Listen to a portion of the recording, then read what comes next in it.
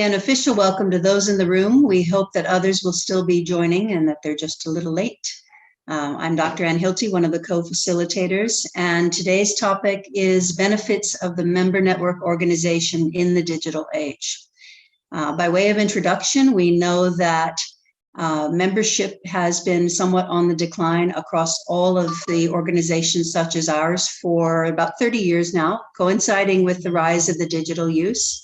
And we want to explore in this session the topic of what are the benefits to the bricks and mortar or more traditional member organizations such as BPW, even within this digital age.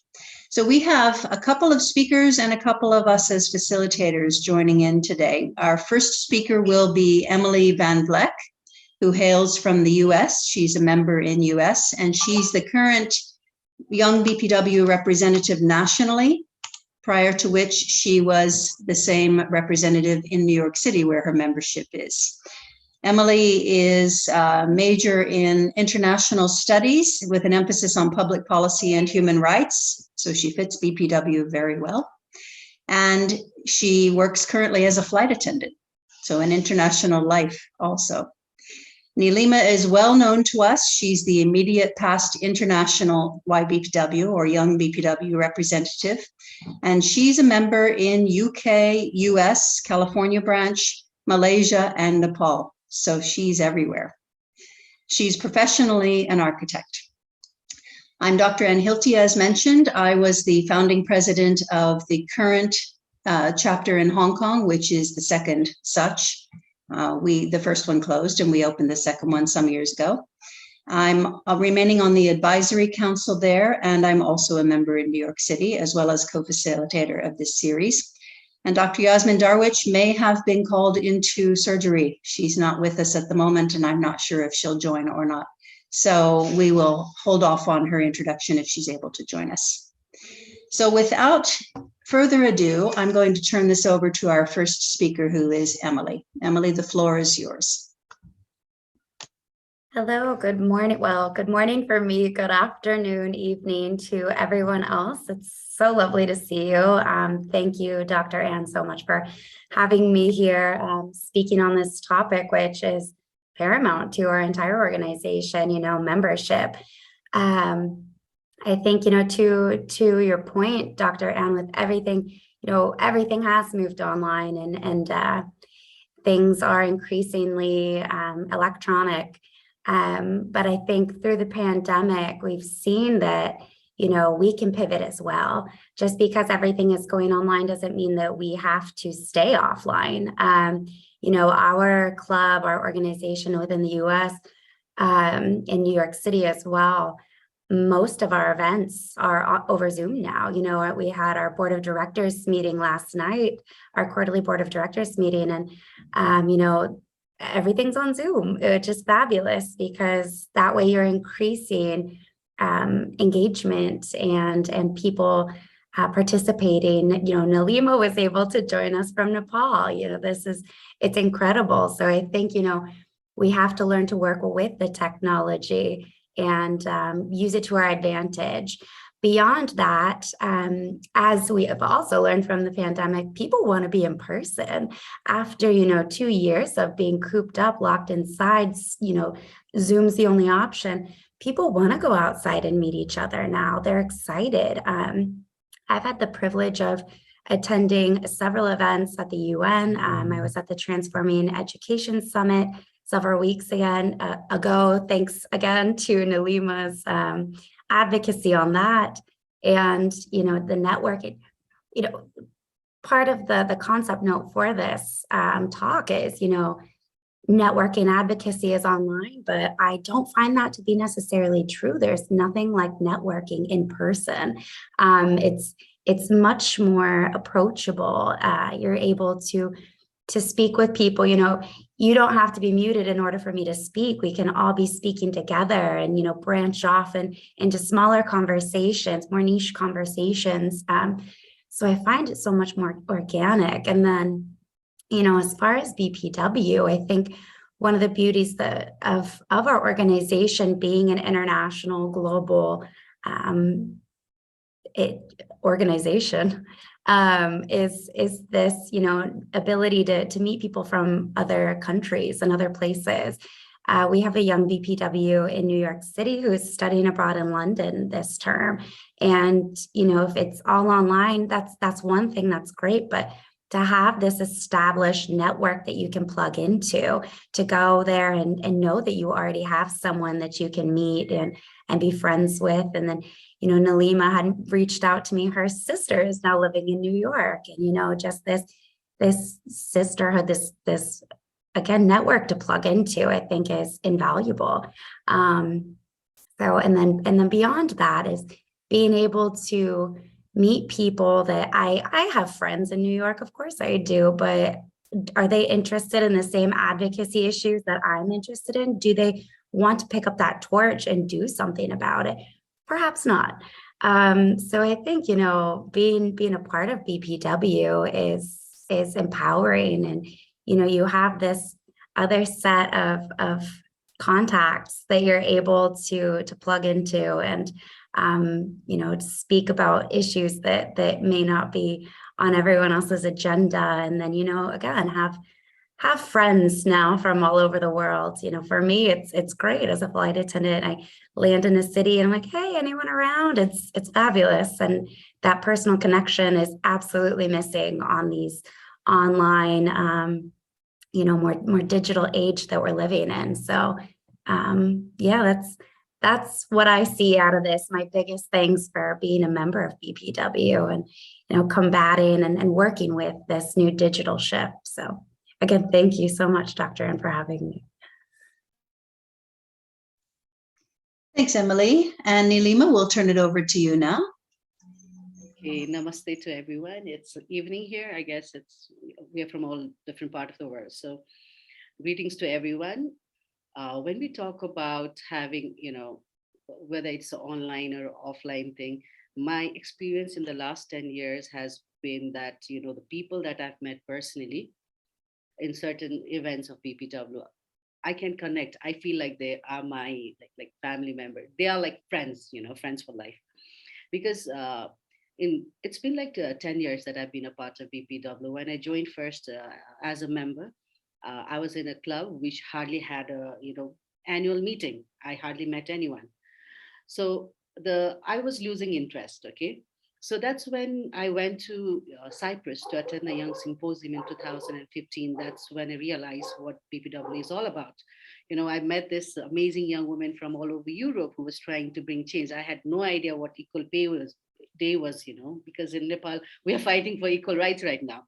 So when I heard that, when I saw everything that the girls, everyone, all the women, BPW members were doing to bring change, to make, uh, uh, decent living for all the women. So I realized that while coming back, when I went there, it was like, I met this amazing women, and that it was a completely new experience for me. When I came back, I realized that globally we have this issue for which we have to be part of this global conversation. So I started attending more BPW events, more UN events. I went to CSW in 2017 March. So where I was, it was Judith who made me a panelist there in one of the CSW events. So, and that's when I got connected to Judith. I got connected to a lot of BPW members who are working with the UN or fighting in UN, making their voice raised from their countries when they clubs. And when I came back, I realized that if I really want to bring change in BPW, to make sure that the more young women are aware about this global conversation for which the seniors have been fighting for years and years and years, I think to continue and to speed up this process of equality, I realized that I need to make my voice heard globally. And for me, it would have not been possible if I have not met, our past international president Yashmin and past international president, Tuluki, who came to Nepal, who actually told me what BPW is all about. That's when I understood how big BPW is. Because before that, it was just a website. You go through website. We hardly had any Zoom, and no, nothing. Not even annual meetings. So one thing I realized is if we really want to, have for the sustainability of BPW, if we really want to increase the membership, we have to make sure that we have regular events in clubs, in federation, or in the region, or in countries. So people feel like they are part of it. Because when I went to Cyprus, being an Asian girl in a European conference, I felt like I was part of them. I was no different than them. And that's the same thing happened when I went to UN. I realized there's a UN can do nothing if the women of the world don't raise their voice for the UN to change, and bring on the policies that is good for all the women around the world. And when I did run for BPW International, I had no idea I would get such an exposure to meet all the amazing, crazy, I met so much of, women who are so passionate about, advocating for women's rights. I felt like I am nothing compared to them. And that's why when I meet those people, that is what gives me the energy every time I meet those women, that I need to continue. I can't just sit back because everything is perfect in my life. So this is the reason I say that we need to have more in-person events. When I won the international, in the international executive, when I came back, they were like, I made like 100 new young BPW members in BPW Nepal. And I gave it to different clubs. Okay. And within a year, I called them and say, okay, please renew your membership. And then next year, what happened was they replied back to me saying that we pay the money, there is not a meeting, no, there is not a newsletter, there's no nothing. So they don't want to continue. Within 3 years, by the time I had given up my position, I realized out of 100, only 10 young members were standing there. Those 10 young members were those members who were actually traveling with me to different, events around the world, or those were the ones who were actually being a part of some projects or some initiatives. So what I think is, because if you see in lockdown, during the lockdown, we had so many, virtual events. First, we used to have 100 members attending it. Slowly it went to 80, 50. Now we hardly have 20 members attending it. So this is, though we want to change, like, it's important to go digital, but it's a way in which we can get connected once in a while, but that's not how we're going to recruit new members. And me being a part of BPW UK, USA, and Malaysia and Nepal, what I have been trying to do is, if I know someone from somewhere, I make sure that they become a member of certain clubs or federation, because uh, they need to be a part of the club, and they need to attend some meeting. They need to know the other person, what the other person is working on. And I think that is how we can work for the sustainability of BPW. We say that we had like million members long time back. Look at us now. The time I joined, it was 40,000. Now it's 20,000. So it's going to go down and down if we don't make sure that we have regular events. It doesn't have to be the grand gala dinner all the time. We can have a small catch-up conversation. We can have any kind of a gathering where we invite uh, all the young, not just the young ones, everyone, so that everybody has something to say, because everybody has something in their mind, and they need a space, a safe space where they can speak up, share their knowledge, or share their ideas. And I would really, really recommend that. I've been saying it to all the clubs or federation that I'm in touch with. I've been saying that at least have monthly online meeting, or maybe and an annual or in-person meeting if possible. Because to tell you the truth, around the world, we say we have clubs in more than 100 countries, but out of 100 countries, I don't think even 10 or 20 countries are actually implementing this in person or gathering, or online meeting. Because there are clubs all over the world. So we say, "Yeah, there are clubs here and there," and then we talk about how many members. We ask the president, how many members do you have? Can you bring like the 20 members that you have? Then they actually have to go and search for new members to make the 20 members in the club federation. So that problem is almost everywhere. And the problem why it is happening is because you start a club, you bring 20 people, and you only remember them when it's time to pay for the dues.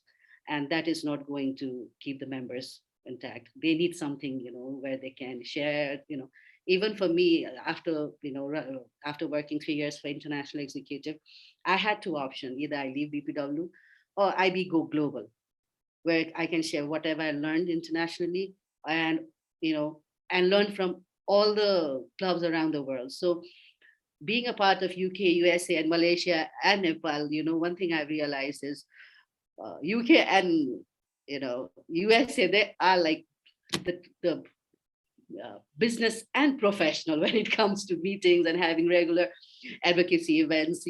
They are fighting. BPW is about advocacy, right? So if we don't work towards advocacy and just go out doing charity work, we are not a charity organization. So when I look at them, I learn a lot. I attended this meeting like a few hours back, like 10 hours back of BPW-USA. It was a quarter meeting. So when I looked at the professionalism they had it in the virtual world, it was so perfect.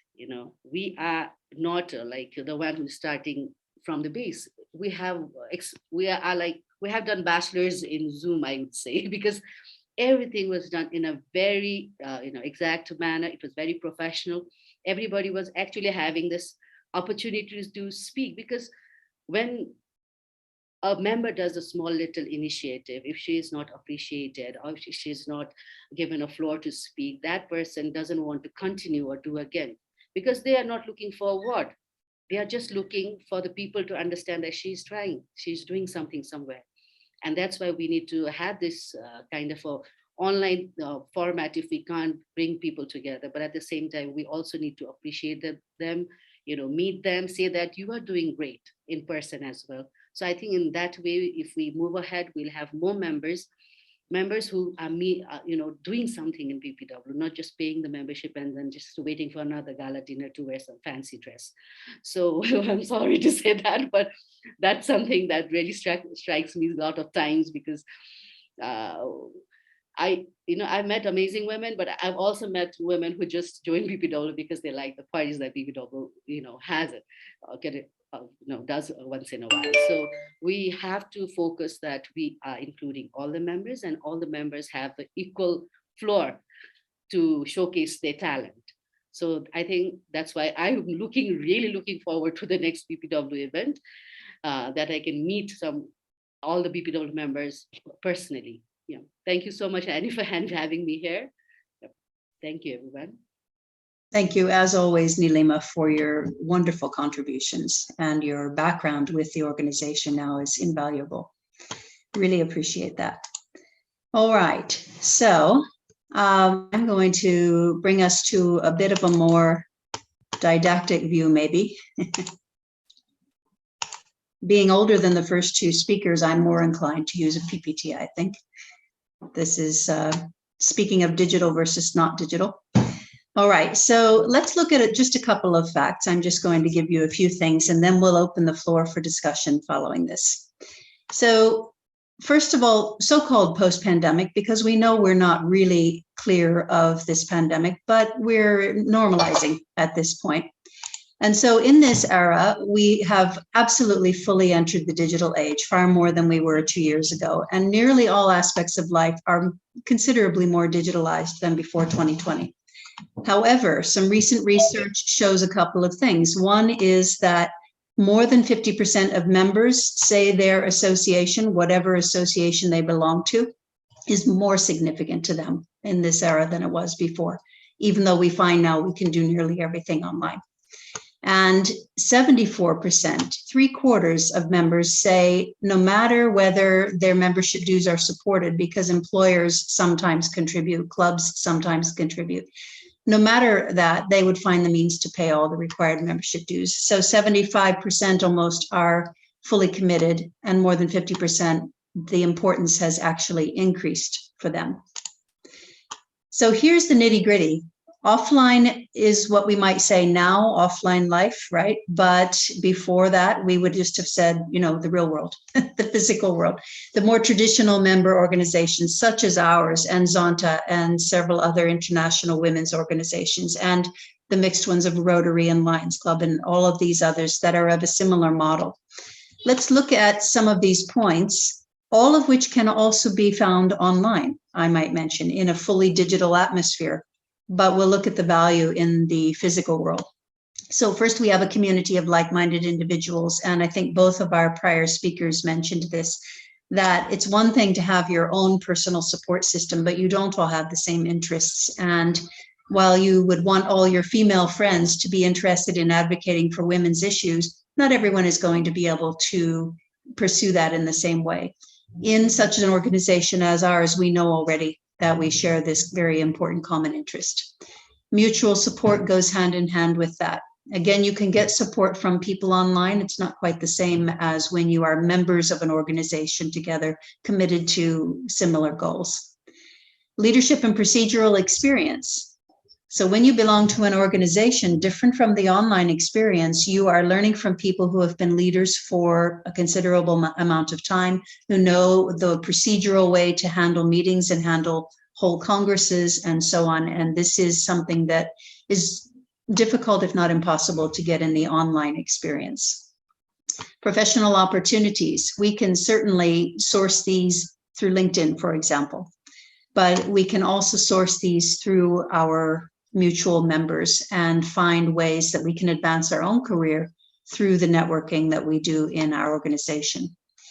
Mutual learning from others' experiences, not only leadership and procedural, but also any kind of experience. We can share that, and that goes across all ages.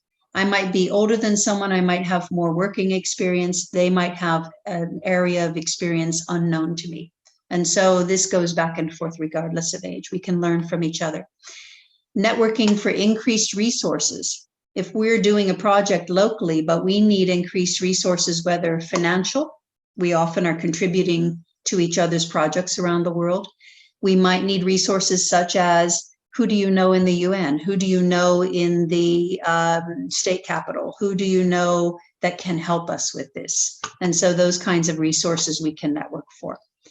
Advocacy requires strength in numbers. We might have an online petition with 100,000 signatures. Very easy to do, by the way, in the online atmosphere, and that's important too. But we also need the actual strength of numbers in multiple clubs, in multiple members, in multiple countries. So that adds strength to what we're trying to accomplish. And the strength of our association history. In the case of BPW, we're almost a century old. We rely a lot on that. That's one of the things that people say first when they're trying to encourage new members to join. That's not enough, but that does carry a fair amount of strength. So we can rely on that kind of history, which is very different from starting a new project. So if we start a new project, but we connected to BPW, then we've got both. We've got the freshness and we've also got the long history. Brainstorming and shared ideas, for sure we can do this online. We can also do this within our member organizations. So we can get new ideas of how to advocate and how to better support and empower women in any country around the world through sharing our ideas. Mentorship. This also goes both ways. That can be younger to elder, that can be peer mentorship, that can be the more traditional elder to younger. It all depends on what area of mentoring we're talking about. But this is another benefit and a fairly large area of what member organizations are often about, professional member organizations, including ours.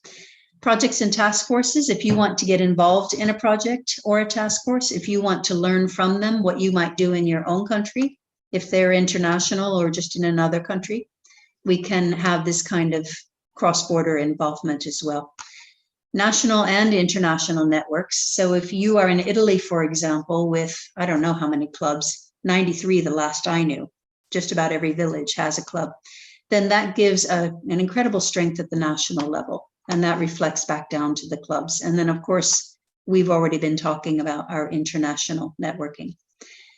Corporate organizational partnerships. So through the strength of an organization, we can partner with other organizations. And that's very different from what we can do as individuals or small groups. So again, a strength. Community service. We often get involved with this, even though we're technically not a service or a charity organization, but we're often doing projects at the community level to give back.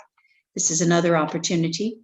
And of course, all of this leads to enhancing your own CV, which is the personal benefit. So just a few more comments I want to make then. So which is better, online, offline? We often have this kind of debate. By 2025, this is some recent research. This is just 3 years from now. The working population, because we're a business and professional organization, will be 75% millennials and Gen Z. And I'm going to look at these two generations just a little bit more next. 75%. We have up to 5 generations in the workforce now, but the vast majority of these are people born in 1985 and later. And these are digital generations. So coming back to that in a moment. Association membership has only 29% of these generations. So this to me is a stark reality that we need to really face up to. And this would include BPW. I don't know if that's exactly our percentage, but we know that for people 35 and below, we don't have a strong membership, which is the growth of our organization. So looking at these 2 generations, millennials, 1980 to 1955, you'll find some variation on this, but this is generally the age group we're talking about. So these could be people that are up to age 42. So these are the vast majority of people in the workforce. 3 classic items found on research that generally this generation does not feel understood by larger systems, such as our organization and corporations and such. They generally report feeling quite stressed, and they're very eager for career advancement. So these are 3 key points. Gen Z, the younger ones, some of these born in 2011 are still kids. The ones born in 1996 are absolutely in the workforce. So this is the upcoming generation. These are our digital natives. Millennials are digital adapters, but these are the true digital natives, and that's their expectation. They are highly entrepreneurial, so we need to have absolutely a focus on that. They often report on surveys feeling lonely. They've grown up as digital natives. They are used to everybody in the room, even physically together, all looking at their individual screens. They're distrustful of structure by and large, so they're not going to just readily accept a 100-year-old structure such as ours, and they're frugal. They can do almost everything for free online. Why should they pay? So these are some items to take note. So how do we appeal to these generations? Because if we're going to say our member organization still has value, we have to also appeal to those who are the vast majority of the workforce at this point, and certainly coming up. First of all is understanding their expectations. That goes to the previous slide. Secondly, experiences should be connected in digital first. This is the expectation overall, but that doesn't preclude personal or in-person connection by any means. Because the third one is to personalize and humanize. And what we find is we're getting away from this point the more that we digitalize. So both of those side by side need to be true. Simplifying the membership path, and I would say also the advancement in leadership paths. Sometimes those can be quite complicated from one federation to the next. Develop relevant campaigns, targeted campaigns to these younger generations, respond to their career path. There's no more one career for life. People are expected to gain a new skill set every 5 years, and they will change careers 2 to 3 times, if not more. Incentivizing them. If they can do everything online for free, don't charge a high membership price. They will not pay it. And building community, which goes back to being connected and personalizing and humanizing. So what is the future? Which is it? Online, offline? Obviously, we have both. So we've got our in-person, more traditional format. We've got our remote options, which became prevalent during the last couple of years because of the pandemic. And we've got hybrid options. And I think hybrid is the way forward. If we have a big, wonderful, expensive 5-day Congress, not everybody can do that. They might not be able to take the time off. They might not be able to afford it. If they have a hybrid option where they can join in parts of it for a lesser fee, they might be encouraged to come to the next one. And also we would just have more participation, and that's more of a benefit as well. So to me, that middle ground is the way forward. The value of in-person interaction, the more traditional way, will not be replaced by digital. It simply can't, or we give up our humanity. And so the strength of an organization such as ours will remain, but digital is also here to stay. So we have to take that on board and adapt accordingly. And now we'd like to know your thoughts. So I'm going to open up the floor to anyone who is wanting to jump in and contribute and has something to add or questions to ask. And you can ask your question of the whole group of attendees today too. What do you all think about blah, blah, blah? That's whatever's in your mind. Do we have anyone who would like to speak? And if no one wants to be first, I've got some other things to add. Okay, so Emily, you would like to jump in? Yes, Oops. I also saw that Sue raised her hand, so I don't want to speak too much today, but I quickly wanted to touch on a few of the points that Neelima had mentioned earlier, and kind of go into my experience with BPW. When I first joined, I was in the very much same boat. I started as an intern and I was like, oh yes, I love the advocacy platform of this organization. I'm so excited about this. And then once I started, I was like, what is going on here? I would go to a couple meetings and I was like, there's nothing really happening. So I would have left. I was planning on not continuing until we started the Afghan Women Project, which some of you may or may not have heard about. It was brilliantly successful, and it gave me so many of the experiences that we just spoke about in your presentation. Leadership experience, professional development, networking. I have connections with the Department of State. Like this, it was an incredible experience. So good for my resume, and it felt good to help. So, I mean, and it got people excited that we were doing something. So I think, to your point with, millennials, I am a millennial, and it gave me a great laugh. The second point, stressed. I was like, feel so seen.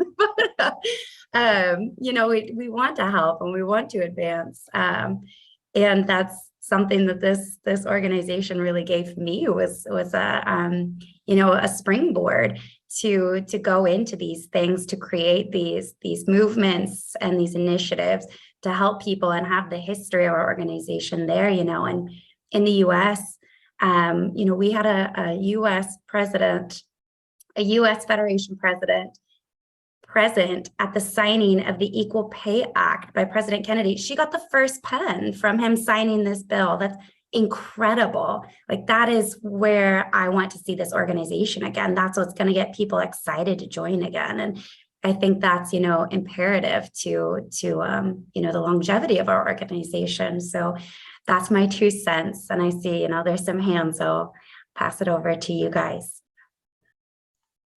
Thanks, Emily. So instead of quitting after your first year, you took on a club position, and then you took on or were elected to a national position, which you're serving now. So we're certainly glad you're still here.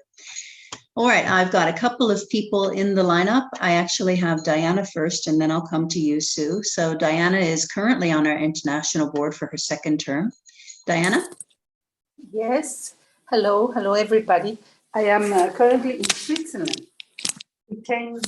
I had the face-to-face meeting in San Moser in the Alps, and it was quite positive, quite good. So I'm here in Switzerland, more at a decent time for me. It's not that early. What I wanted to say to Emily about the fact that we like to be with each other and we like to enjoy Zoom is cold for us. And I want to say that it's essentially because we are also women, and women like to see each other, like to hug, like to touch each other. And it's incredible because we were in the face-to-face, and we see each other every month by Zoom, but nothing like being together. And you get to understand each other better when you see body language, when you see the eyes, when you smile to each other. It's different. So that's one thing I wanted to say. The second thing I wanted to say is that BPW International is building the directory, BPW directory, which will be very useful for all the members, because we can write our skills, our talents, and we can become either experts or mentors by being there. The second thing we are doing is a project. The project, we put our projects in the website. And that is also very useful because we have our face to the world. They know the people that can finance some projects, know what we're doing. And if we need financing, we're there. That's the second thing. The third thing I wanted to say is answering to you, Anne, about the International Congress, or the Congress in general. The International Congress, it's a debate of doing it face to face, like the Constitution mandates, or changing to a hybrid way. It's difficult to have hybrid, not because we cannot do it, it's because voting is not allowed like that. In the Constitution, we don't allow voting if we're not in face to face. And you know how it happened last time, how terrible our General Assembly was. We discussed this in our meeting, and I think it's important that we know that. I mean, maybe we can try and find ways to have people not participating in the vote, but being there and debating. That's something I hadn't thought, but it's important because young people might need to be there, give their advice, but they might not be able to vote. You see, only delegates in physical in the Congress. Well, that's what the three things I wanted to tell you. Thank you so much, Diana. Yes, it's more reasonable for you time-wise in Switzerland than in Ecuador. So Yes. For anyone who doesn't know, our international executive meet once a year for about a week, 5 days, I think, face-to-face. And that's what Diana is attending currently in Geneva, I would assume. So one thing I want to just mention based on what you said, Diana, is I would think that the hybrid for Congress could be very simple, and that is that delegates have to be there in person. That's the simple way to do it. We've always had delegates and observers in Congress, and they've been in separate sections anyway, because only delegates can vote. And the delegates, for anyone who doesn't know, there's an allotted number for each affiliate based on many variables. So for those delegates to have to be there physically would clean up the voting issue, and then others could attend as observers. So that's an easy fix, I think. You can carry that back to executive maybe. So Sue, I'd like to come to you now. Thanks, Diana. Sue? You're still muted. Yeah. Realized I was on mute. Thank you, ladies, for the talk today. I know Neelima because she has come to some of our own hybrid Zoom sessions. I just wanted to share with you from a UK, but also from a local perspective as well. During the lockdown, I asked for some feedback. I obviously appreciate this from existing members. And what I said to them was, how did they feel about Zoom? Now, my particular area that I have responsibility for, not only at UK level, but also locally, is all across the southwest of the UK. So I have people down in Devon, Cornwall, Wales, etc., which may not mean a great deal to people, but it's hundreds of miles away. So face-to-face in that respect can be quite costly and quite challenging. So what they fed back to me, and we meet twice a month on Zoom, was that they felt more connected during this lockdown period because they could Zoom. And the way I structured the Zoom, it was very much about, let's do a check-in. So everybody gets their, I don't know, was it elevator conversation in the UK? Is that the way in the US, how they express it? You know, it's that 30 seconds of fame. So how's things for you? So everybody feels they are heard. And then we always had a little bit of an agenda beforehand. I always allowed a bit of any other business, but it felt that we could exchange views. And I think it's, when we talk about it, it's how it's moderated, how it's organized. So as long as everybody feels heard and feel that they can make a contribution. And Neelima gets the twice monthly invites, whether she can make it or not. But, you know, it's nice to think that there is that involvement. And I hope she feels that she does get involved, or she is wanted as part of the UK setup, and obviously from the Southern England and Wales setup as well. So face to face, I absolutely agree with you, ladies. That's how you build bonds. But how you can still feel connected is by using the hybrid. So I think it's interesting what you're saying about the younger generation. And I'm looking at the dates, I'm thinking, actually, I'm earlier than any of those.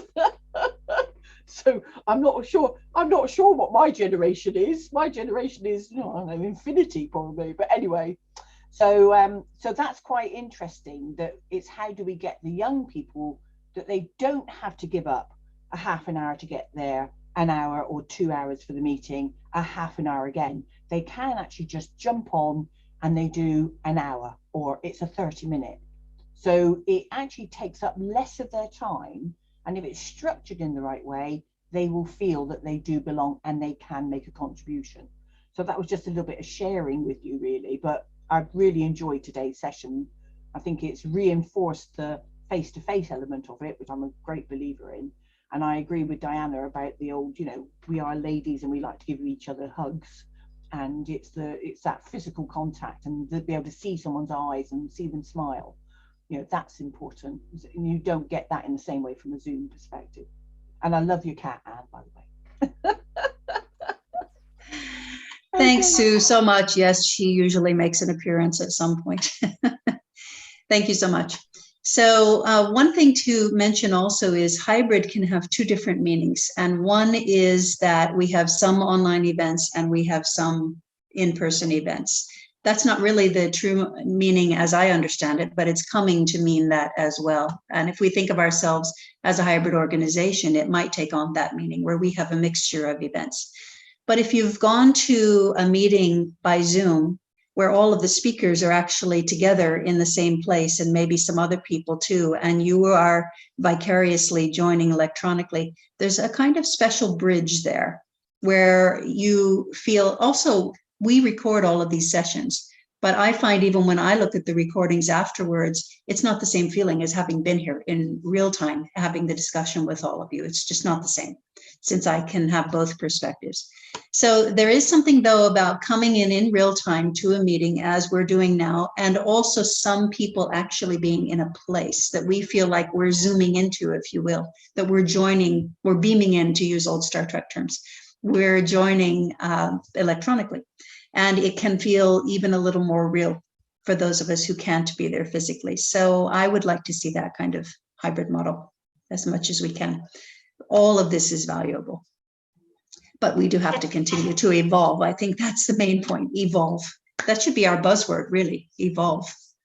Emily, you wanted to jump in? Yeah, sorry, Dr. Anne. I just had an idea while you were talking, the specialness of being, watching a live event going on. Because we have a lot of members, the US is massive. So we just had our General Assembly in August on the West Coast. And for me, coming from the East Coast, that's a 5-hour flight, and it's just not feasible for everyone. But I'm wondering almost if we could have like watch parties, like a chapter gets together, they're all in one room, hanging out, they can chat and have their own kind of smaller get together with a watch party. So it just, to have that in person, and then also, feel connected. So just a little thought that I popped up while you were speaking. But great, thanks, Emily. That was one of the proposals for how to handle the Congress that was happening in the height of the pandemic, the International Congress. Ultimately, we didn't follow that model so much because people still couldn't get together in any particular countries. But one idea was that there would be some of the organizations, some of the international executive who could actually physically meet and handle the nuts and bolts of the processing. And that within various countries, or at least within certain cities, members could also get together at one house and then come into a live broadcast through any of the live, YouTube Live, Facebook Live, whatever platform we use. So that's certainly still something to consider, and we could do that in a variety of formats. I actually facilitated your last AGM last year through Zoom. I was the facilitator for national and US, because that was the first time anybody was doing that, and it could only be on Zoom at that point. Eva, love to hear from you next. Come on in. First, thank you, Dr. Anne, for organizing all these events, as I'm the only one from Europe, except Diana, who's quite near in Switzerland. I'm in Tyrol. It's only a 3 hours drive distance. So I am a great fan of LinkedIn and Zoom. We have a great experience with our BPW Austria project, WOL, Working Out Loud. We sent an invitation to about 500 women who are in our group of BPW Austria on LinkedIn. And we will get about 20 or 30 women who will start with Working Out Loud. You know this project. There are peer groups. You know mentoring. One mentee, one mentor. In Working Out Loud, it's an American project. BPW Germany bought it. No, did not buy it. They got the license to use it, and now we use it in Austria. We put 4 women in one group, peers, and they work 12 weeks, 1 hour each week on their aim, on their visibility, on their getting their own projects to get into work. And they help each other. And as we invited about 400 women to come into this kick-off event on Zoom, and we had about 40 who came. 10 told us, sorry, I cannot come, I want to be in it. So now we wait till November. In the 1st or 7th of November, we close the admission, and then we put 4 women in each group. And there is about half of the women are no members. So first, we ask, in which part of Austria do you live? We connect them with, we have 9 clubs in Austria. We cannot connect them with the president there. If they, obviously they will be okay as members, they will have to be a member till the end of October. And in November, now they are then allowed to join the VOL groups. And we are very, this is a success for us because our members, the numbers were decreasing.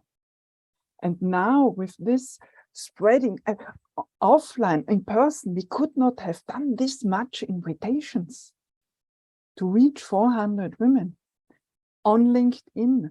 That's our target group. And yeah, just to tell you, perhaps there's another possibility for you in other parts of the world. Great, Eva, thank you very much. So a couple of things to mention there, and then I'll come to you, Catherine. One is that or another established program, or one that you create yourselves, but you can just license another program. If you have an actual program to offer potential members, that's a very concrete value. They can easily see what they are joining and the value to them. So that's certainly one note from there. And the other is, for sure, we should all be on LinkedIn. We've been saying this for years. Many of us have individual memberships. BPW still functions largely on Facebook. I don't know why. Anyway, and so we should be on LinkedIn. And of course, if we're appealing to younger generations, Instagram becomes important. TikTok might be, but I'm not sure it's always professional, but there are professionals there too. But maybe that's specific to YBPW programs. But generally, all of us, regardless of age, our clubs and federations really should be using LinkedIn as a platform, in my view. And the combination of LinkedIn and Zoom, brilliant, brilliant, because you're reaching out to working individuals by the nature of the platform. Excellent, thank you. Okay, Catherine, you wanted to join in? Yes, I'm located in London, Canada, another London. Um, and I wanted to make a couple of comments. One is that in our local group, our membership had dropped a lot through the pandemic. In September, we had our first meeting in person since February of 2020. So everything, including celebration events, had been online since starting in March of 2020. And we tried to continue the monthly meeting program with a sort of speaker series that we'd had about 10 months a year for many years. That was sort of our program. There was a lot of interest, and we had a bunch of new members who joined at the September meeting. So, I think there was some sort of pent up demand kind of for the experience of being in person, which was very positive. But I do think, I guess I should say, and I do think at the same time, thinking back in the part of my life where I had young children, which would be relevant to the millennial age group, for example, it's much more difficult to, you're working all day, you've got to arrange for childcare in the evening. It's not that easy. And being able to just join in online gave a lot of flexibility for people who otherwise would have been constrained from being able to, even drive across the city and go to a meeting in person, let alone, any further distance. So, I do think the option of participating online gives a lot more flexibility given women's schedules of trying to do many different tasks in addition to the, the business thing that we do for our work. One of the challenges that I've really noticed over the pandemic is that the hybrid model that I've seen used did not really work. When a few of you mentioned having meetings in person and joining in, and maybe that works with a smaller meeting of the in-person people are 2 or 3, and the higher number, the higher proportion of the meeting attendees are online. That maybe works, but what I've certainly found where you have a larger group together, so if you were able to do, say, the monthly meeting structure in person, but have some people who are trying to attend online, I think we have not at least found a way to make that work feasibly for the people who are attending virtually. I think it's very hard for people to jump into the conversation. It's hard to sort of set up even the visual dynamic to be able to see the other participants in the room, and certainly the microphones on most laptops don't pick up the voice. I mean, there's just a bunch of technology issues that we have not managed to solve to make that really feasible. So, I think the idea of hybrid is good, but I think there's some challenges in really making that not just a kind of a boring thing for the people who are virtually participating and really can't participate anywhere close to the level that they could have if they were there in person. So very valid, Catherine. Thank you. A couple of things popped into my mind as you said that, and one would be to have a wireless mic that's connected to the broadcasting computer, and everybody in the room needs to use that mic. It can be passed along. Another might be that people from home are joining maybe just vicariously to listen in more than to participate, but it can be set up like this, where you have it in, you've got options on view, and if it was in speaker view, the larger room could be the larger window and people at home could be the smaller windows. So you've got the perspective and the feeling of being there. But certainly we need to solve some of those particular issues. So a work in progress. Thank you so much. Eva, you want to jump in again? We are running out of time, so I'll give you a minute, and then speakers, be prepared. I'm going to come to you for a last comment. You can be thinking about it while Eva, I know it's Eva. I keep saying Eva, the American way. Oh, it's okay. It's okay. Eva, please jump one in. short mention to hybrid when there is a greater event, Friday, Saturday, or Sunday. the digital form, when you put a camera on only the speakers, 30 minutes, and put this on YouTube or some other channel. And then those who are at home, who could not attend this weekend, they can get information about this 30 minutes, perhaps 1 hour. And then the event is in present, okay, but they at home get these important informations. So that's what I have seen this function very well. Great. Great. Thank you, Eva. And then maybe also putting the platforms, the speaking, the panels and such on day 1, and on day 2 and 3, you have more online activity with breakout room function and so on, so that people have a chance to discuss that. And in between, it's their responsibility to watch the video so that they've caught up and are prepared to participate. Great. Lots of ideas we can keep generating. Okay, Emily, last comments? Yeah, you know, we hear it a lot in our clubs, our chapters, you know, how do we increase our membership? And I think, you know, one of the main questions, you know, a counter question is, well, what are we doing to entice members to join us, right? We can bring people in, you know, as Neelima and myself, you know, we came in here and then we're like, okay, what's going on here? I think, you know, instead of being so focused on how to bring members in, we do need to be focused on how to bring members in, but we need to focus also on how to keep the members that we have and to make it an attractive organization that people are excited to join.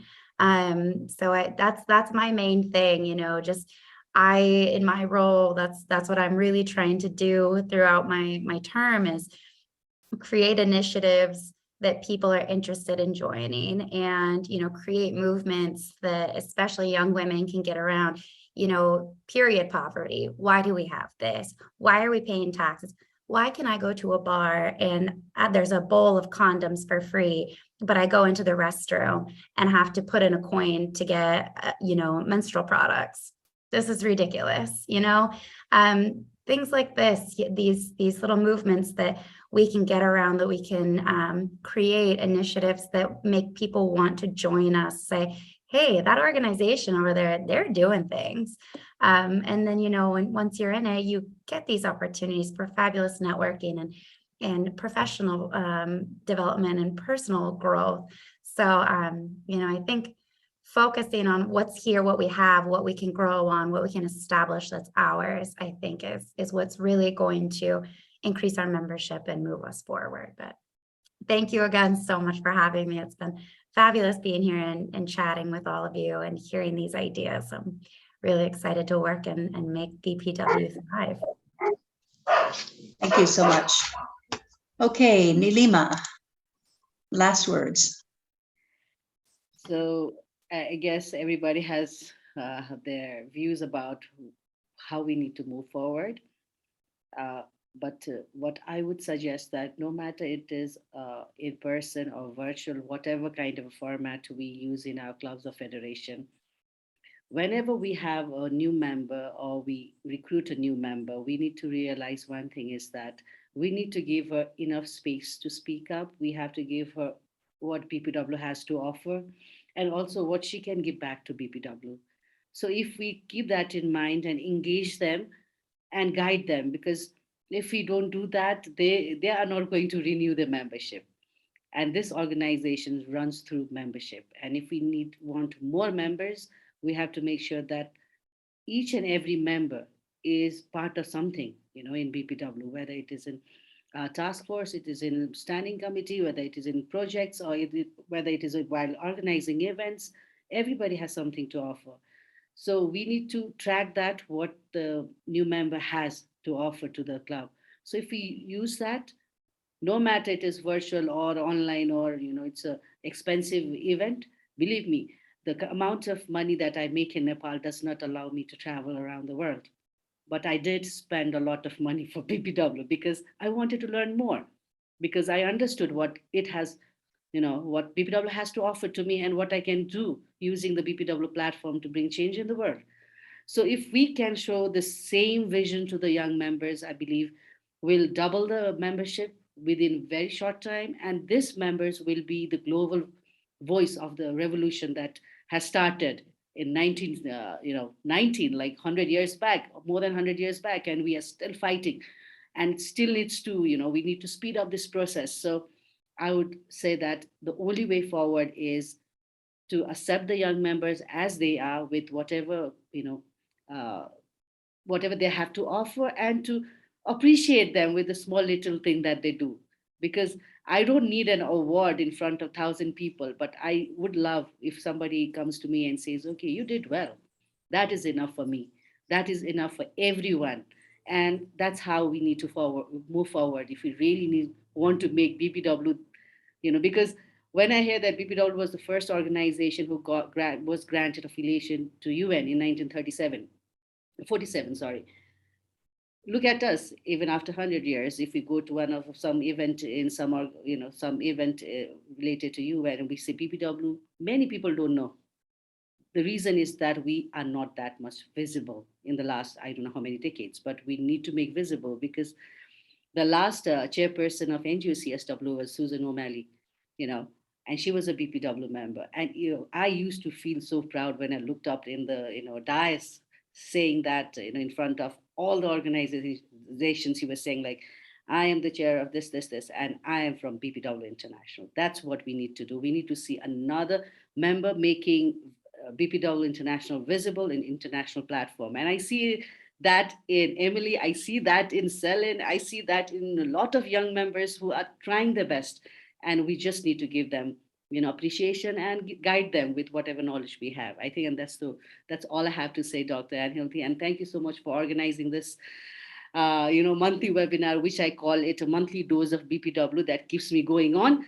And I'm really looking forward to another month with another webinar to hear from another speakers. And thank you so much, everyone.